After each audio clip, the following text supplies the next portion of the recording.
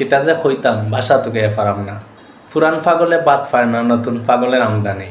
আমরার মৌলভীবাজারের কুলাউড়ার মধ্যে একজন ব্যক্তি তাই নিজেরে হক্কানি পীর হিসাবে দাবি করা। আমার বিরুদ্ধে যারা মাতে সাহ হইলা খুনতিন, ফিরাকি হইলা খুনতিন, আর আল্লাহর অলি হইলা খুনতিন, এরা মুনাফিক হইলা না? বাবা আমি মুখ দিয়ে আল্লাহর অলি কই না, মানুষের সাক্ষী দিয়ে আল্লাহর অলি, আল্লাহ কবুল করবেন না।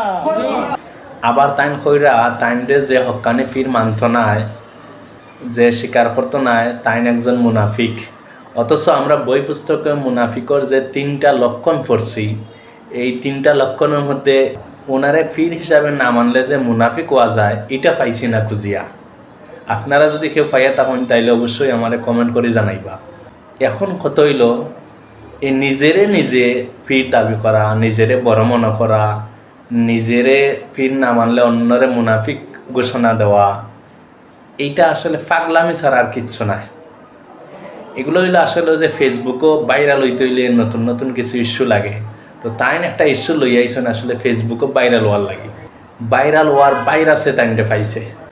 এইসব মানুষগুলার লাগে আসলে হক্কানি পীর যারা আছে তারা আজকে প্রশ্নবিদ্ধ হয়ে যাব। এইরকম পাগলামি নোংরামি যারা করে তারারে আসলে জনসম্মুখে আনিয়া জুতা দিয়ে পিটিয়া এরারে সোজা করা উচিত।